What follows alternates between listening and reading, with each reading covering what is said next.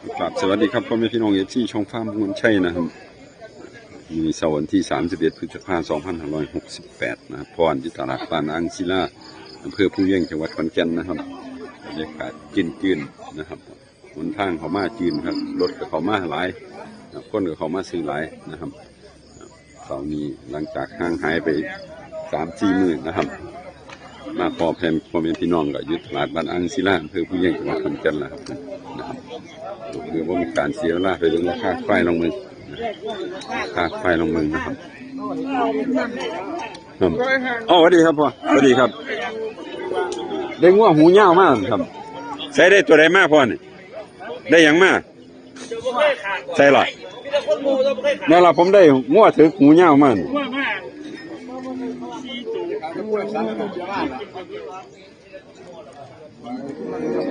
เนาะพอขายไปน้องงัวกล้วยแม่ลูกที่ทำนี่แม่ลูกผูลูกเป็นเขียนนั่นไทยม่นมังคังดีเถอะ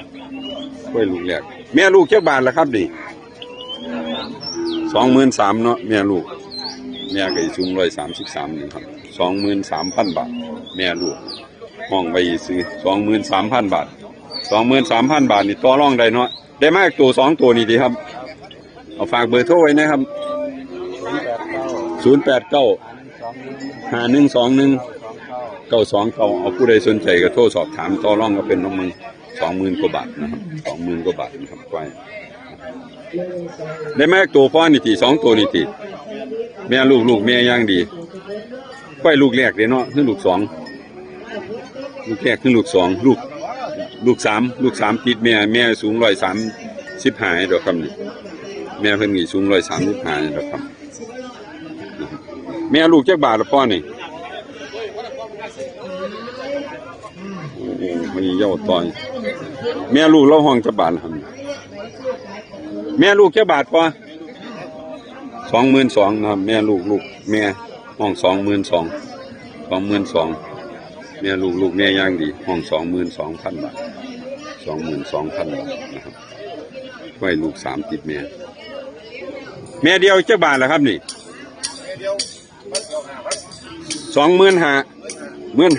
โอ้โหไปเย่าก็เอาตัวนี่แม่15,000 บาทม่านลูกนะครับเอาฝากเบอร์โทรให้พ่อ087 637 0319เอาผู้ใดสนใจก็โทรสอบถามมึงแม่นี่15,000นะแม่นั่นลูกแม่22,000 บาทก็เอาได้ครับได้เบอร์โทรกันแล้วนะครับขายแล้วเนี่ยกล้วยเนี่ยขายได้เรื่องง่วนหูเหี่ยว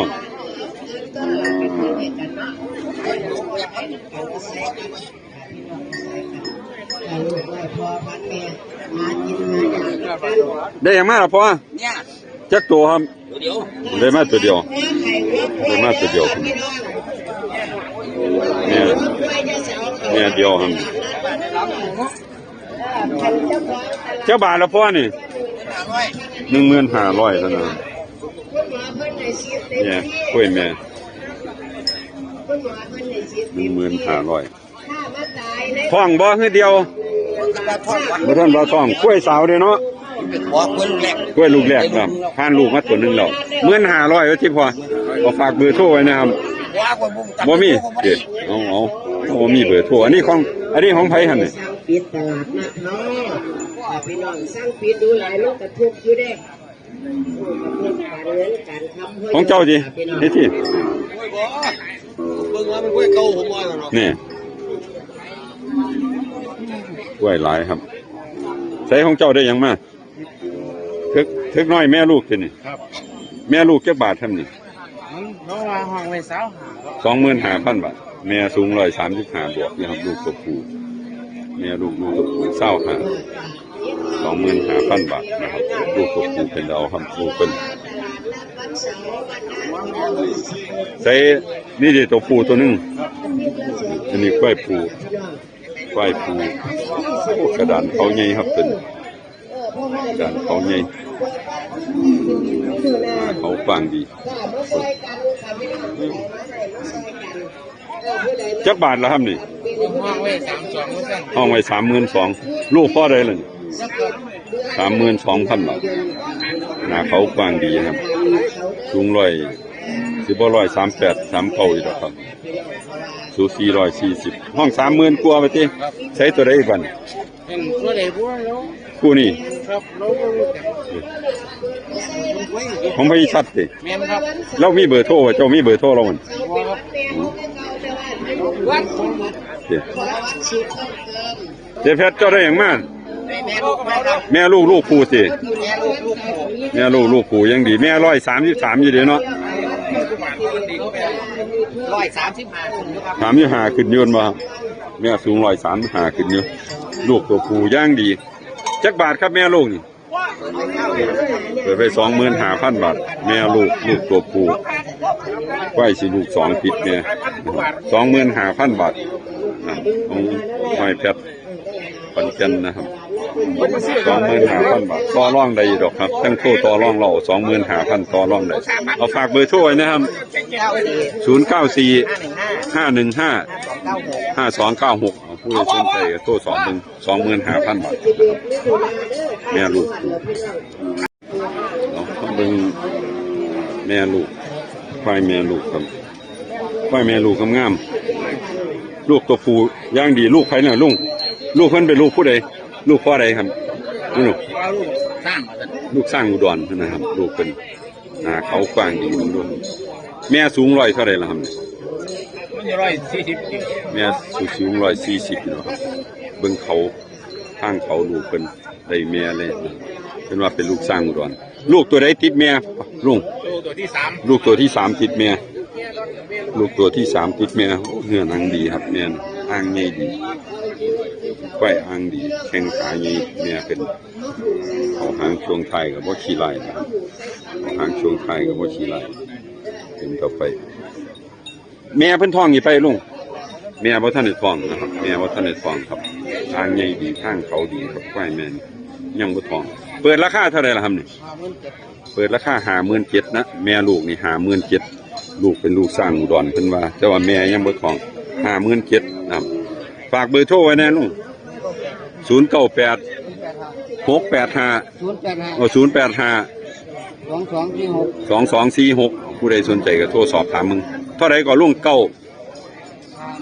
57,000 บาทแม่ลูกตัวผู้นะครับผู้ใดสนใจก็โทรสอบถามต่อรองราคาเบิ่งมองไปซื้อนะครับเบิ่งพอพันธุ์อีกตัวนึงโอ้ยแข้งขาคือปวดเลยหางช่วงท้ายดีนี่หางช่วงท้ายดีสูงเท่าไรล่ะครับนี่142ลูกสร้างอุดร142 15 เดือน142ลูกสร้างอุดรสูง145กล้วยยักเดือนก็15 เดือนครับ15 เดือนใบรอดเอกสารมีบ่มันหายครับฮะมันหายลูกสร้างอุดรท่านนะครับกล้วย15 เดือนเปิดราคาไว้เท่าไหร่ครับนี่29,500นะครับลูกสร้างอุดรก็ได้ใส่อีกตัวใดตัวหนึ่งของเจ้าแม่เผือกแม่สาวเผือกครับแม่เท่าไหร่ก็15,000แม่เผือก15,000 บาทนะครับแม่สาวเผือก15,000 บาทควายแม่สาวป้อมที่ผสมเนี่ยป้อมที่ผสมเนาะ15,000 บาทสูง130ได้ป่ะบ่ถึง130นะครับเท่าไหร่ก็15,000 บาทเนาะเอาของหอยตัวนะฝากเบอร์โทรไว้นะครับ062 120 8917เอาผู้ใดสนใจก็โทรสอบถามต่อรองราคาเพิ่นเด้อครับเด้อตัวนี้ 29,500ตัวนี้ 15,000 กับหอยตัวเอาโชว์ๆมาเนาะครับเนาะครับผมได้แม่ลูกอีกทีมาลูกเธอคือลูกแม่ย่างดี ลูกแม่ย่างดีเพิ่นน่ะลูกเพิ่นก็สีได้แม่ลูกแม่ดำแต่ว่าลูกดอนลูกกระดำสีเขากำเนาะแต่ว่าแม่เพิ่นดูหางขาวย่านนั่นเฮ้ยใส่อันนี้เด้อตัวดอนนี่เด้อโอ้ใส่ลูกเพิ่นน่ะกูละลูกเพิ่นน่ะลูกเพิ่นตัวหางดอกน่ะแม่ลูกคู่เนาะ แม่ลูกแม่แม่ลูกแม่หางดอก แม่ลูกแม่หางดอกผู้ใดนั่นที่ลูกเพิ่น ครับนั่นฟังขอนี่ ของพ่อนี่ครับลูกเพิ่นเนี่ยลูกเพิ่นครับหางดอกเคลื่อนแม่ พ่อนี่ล่ะ แม่ลูกเจ้าบาทครับนี่แม่ลูกเถือเจ้าบาท แม่ลูกผมห้อง47,000 47,000 บาท 47,000แม่เพิ่นเป็นตีนสร้างหางดอกหน้าแดนบ่ หน้าแดนครับ หน้าแดน บ่ครบทั้งหน้า ปากบ่คาบแก้วเนาะ ปากบ่กล้าเกี่ยว หน้าแดนหางดอก เว้อ ตีนขาวแต่ว่าปากบ่คาบแก้วนะครับ แม่ลูกผู้ใส่ล่ะลูกเพิ่นน่ะ ลูกแม่ก็ แม่ลูกแม่เท่าไหร่ก็47,000นะครับบัดนี้ตัวดอนน้อยนี่เด้พอ ผมว่าเดียวห้อง12,000 ตัวดอนน้อยนี่ สีเขากำนี่12,000พันนะครับเนี่ยดอนน้อยสีเขากำนะครับ 12,000 บาทนะรอห้องไว้ 12,000 บาทเอาฝากเบอร์โทรนะครับ 096 096 0088 0088 478 478เอาผู้ใดสนใจโทรสอบถามต่อรองราคาเบิ่งแม่เผือกน้อยแม่เผือกน้อยนี่12,000 ผู้ควันเลยครับ เขาพูดหลายๆมันหมานเยอะเนาะ มันอยู่ ครับผม เลยที่หาวัน แม่ดอนใส่ละลูกเพิ่นน่ะแม่ดำ ผมว่า ไล่มาครับได้แม่ดำโอ้ยหมานตะเศร้าจังว่า FC ให้ค่าน้ำมัน200เพิ่นหมานเพิ่นขายได้ขายกล้วยเพิ่นพญากล้วยอะแม่เจ้าปากบ่คาบแก้วทั้งนั้น40,000 กว่าบาทของพ่อแม่เกือบหน่อยมี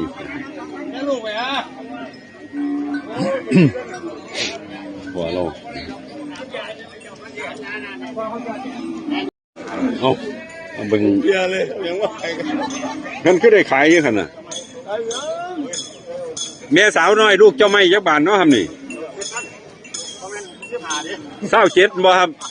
27,000ห้อง27,000ลูกเจ้าไม่ใบรอเอกสารมีเนาะลูกสาวเจ้าไม่ใบรอเอกสารไม่นะนี่แม่เพิ่นแม่ก็ทับไปแล้วเป็นลูกเจ้าไม่ครับ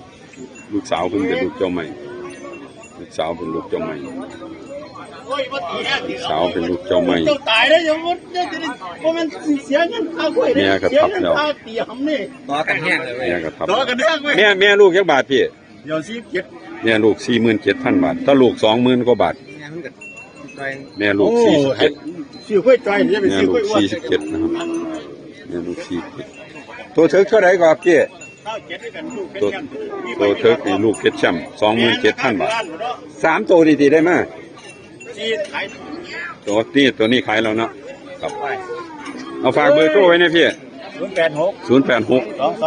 229 7711 เอาผู้ใดสนใจก็โทรสอบถามมึงลูกสาวเจ้าไม่20,000 กว่าบาทแม่ก็20,000 กว่าบาทตัวเถิกนี่ก็20,000 กว่าบาทนะว่าเบิ่งลูกสาวเจ้าไม่ดูครับหัวใหญ่ผู้ใดสนใจก็โทรสอบถามต่อรองราคาเป็นเอาครับลูกสาวเจ้าไม้ครับ สีสันดีสีสันดีครับ20,000 กว่าบาทเป็นของ มันพักกับว่าได้ยังไงเพื่อนตัวเดียวนึงแม่พอบ่เป็นสักโฆษณา ใช่ล่ะ มันแม่ลูกมันน่ะเรียนลูก เอาแม่มันขายแล้วติ นี่มันขายแล้วมันเรียนลูกมันน่ะ แม่ขายแล้วเหลือแต่ลูกเถือคือลูกแม่ ยังลูกแพงมัน ลูกเถือคือลูกแม่ ลูกเชิดคือบ่ ลูกเถือกย่างดีแม่ขายแล้วอ้ายเหลือแต่ลูกบัดนี้พญานบเอาหนตัวเอาแม่นั่นลูกเพิ่นน่ะ ดูข้างหน้า ลูกมันจักบาทเพิ่นว่านั่นน่ะ เอา47เลย นั่นแม่เอาแม่ ผมไม่ได้ใส่กันใส่ผม ตัวเอา ใส่ตะกร้วย ขายแม่แล้วเหลือแต่ลูกเพิ่นน่ะ4,700พุ่นน่ะลูกเพิ่นมึงดูครับเพิ่นแยกแม่ไปพอได้มากตัวพ่อนี่ที่สองแม่สาวน้อยตัวละเท่าไหร่ละพ่อนี่อันนี้จักบาทพ่อนี่แม่สาวน้อย20,000 12,000 ครับนี่แม่สาวน้อย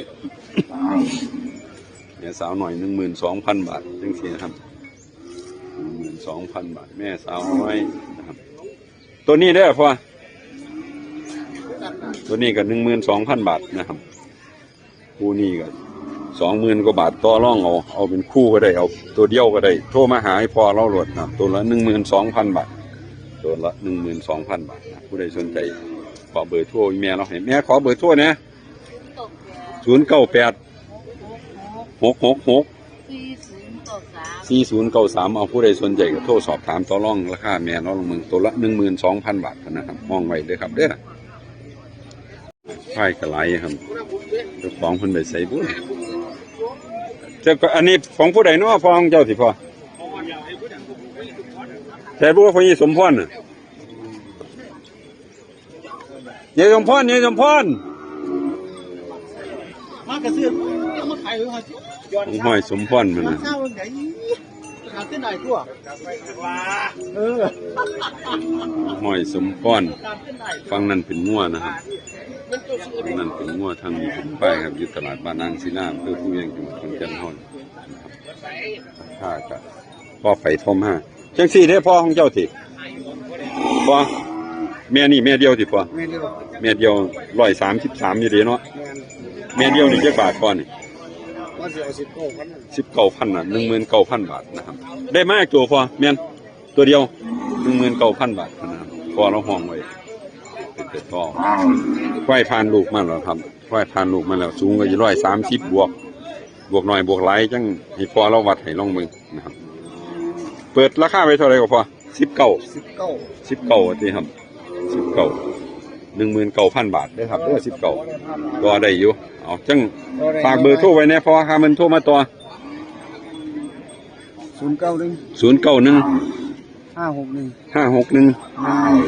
1185เอาผู้ใดสนใจก็โทรสอบถามพอลองมึงอันนี้ของพอตินี่สิครับใส่พออันนี้แม่เดียวสิพอแม่ลูกใช่ล่ะโอ้แม่ลูกเถอะคือลูกแม่ครับลูกตัวผู้ครับแม่ลูกตัวผู้แม่135บวกลบเยอะครับแม่ลูกตัวผู้แม่ลูกตัวผู้น้อยจักบาทพอ25,000 บาทว่าที่ครับแม่ลูกผู้น้อยบันแม่ลูกผู้ใหญ่นี่เด้27,000 บาท27,000 บาทนะครับโคมนี่ลูกตัวผู้ตัวใหญ่น่ะแม่ตาแม่ก็ได้ตาลูกก็ได้เนาะเอาฝากเบอร์โทรไว้ในพอ080 840 5564เอาผู้ใดสนใจก็โทรสอบถามมึงนะครับเอาสุโขทัยมาน้ำปอเนาะยังโทรสอบถามเราเบิ่งเด้อการตลาดบ้านนางสยามเพื่อผู้ยังจังหวัดขอนแก่นเฮาเนี่ยพี่น้องเพิ่นว่าซื้อดีครับ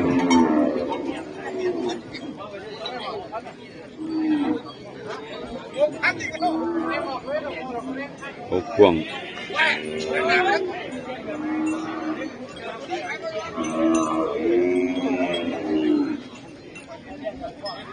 ว่าครับของได้ยาไรแค่ลูกเส้นรถไปลามเลยวางระเบิดลาม10เลยเป็นเล่นเขาตะวันไม่ได้ยาอะไร ห้อยนู่เอาตะของมุนๆแบบห้อยนู่ไอ้ถุงขึ้นรถแล้วครับถุงขึ้นรถแล้ว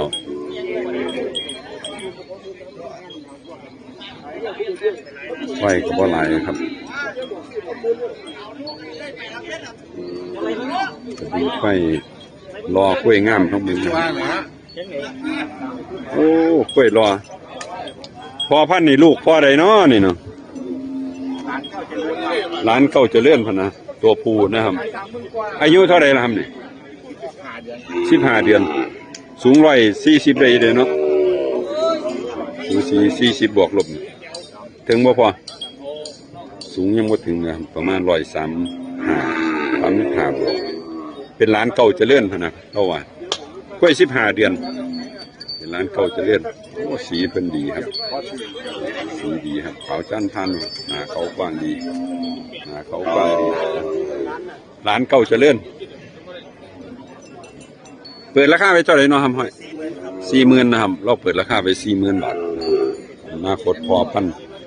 ไปคุ้มฟุ้งกับสัตว์ได้สีสันเพิ่นดีนะครับสีสันดีเขาหางช่วงไทยก็งามไทยกระตุงโอ้เขาหางดีครับเปรียบตรง40,000นะครับเอาฝากเบอร์โทรไว้นะครับ084 135 9413เอาผู้ใดสนใจจะโทรสอบถามต่อรองราคามันเปิดไว้40,000 บาทนะเป็นเราไปจับไว้กับกล้วยน้อยเป็นสีสันดี40,000นะเปิดราคาไว้ต่อรองได้นะครับโทรมาหาเพิ่นได้ครับเด้อครับ แม่ลูกคือให้แม่เฮ็ดเดียวแม่สาวเดียวติ สาวเดียวครับ แม่สาวเดียวแม่สาวน้อยนะครับเนื้อหนังดีครับอู้ปูอยู่ครับเป็นนะฮะครับเนื้อหนังดีพูดล่ะสีสันดีอัตลักษณ์ตาแต้มแก้มจ้ำครบครับอัตลักษณ์ตาแต้มแก้มจ้ำครบห้องไว้เท่าไหร่ครับ 16,000 บาท ที่ไป ลูกพ่อใดนี่ สร้างอุดร เนี่ย ลูกสร้างอุดร ลูกสร้างอุดรพะนะมีใบเอกสารพร้อมได้ครับใบรอดเอกสารมีครบจังโทรสอบถามเราลองมึง ก็ได้ออกมันทำเนี้ยแต่เลยไม่เอา ลูกสร้างอุดรนะครับตัวนี้ใบรอดเอกสารมีใบรอดเอกสารมีเท่าไหร่ครับนี่16,500พะนะลูกสร้างอุดรใบรอดเอกสารมีนะครับอันแม่ลูกนี่เด้อครับ แม่ลูกยังได้สู้ แม่ลูกผู้จักบาทแม่ลูกนี่ห้อง16คือกัน เงินมาขายเขา แม่ลูกห้อง16คือกัน 16,000 บาท 16,000 บาท แม่ลูกผู้ 16,000 บาทนะครับโตแม่สาวน้อยก็16คือกันแม่ลูกก็16ลูกผู้16หมดแล้วมันบ่3ตัวมันบ่เอาฝากเบอร์โทรไว้นะครับ083 083 721 721 9205 9205 9275 เนาะเอาผู้ใดสนใจก็โทรสอบถามเบิ่งนะครับเด้อตามเบอร์โทรใบหลอดเอกสารมีลูกสร้างอุดรเอาว่าเอาจังโทรหาเพิ่นเอาโชคๆมานะครับเด้อครับนั่นน่ะโทรหาเพิ่นโลดครับแม่ลูกก็เป็นเดาแม่สาวก็เป็นเดาครับนี่แหละครับคือบรรยากาศตลาดบ้านนางศิลาอำเภอภูเวียงจังหวัดขอนแก่นนะครับสำหรับเสาร์วันที่31พฤษภาคม2568นะครับพ่อแม่พี่น้องเข้ามาเบิ่งกันฝากเบอร์โทรแล้วก็โทรหาเพิ่นลงมึง เอามือนึงไป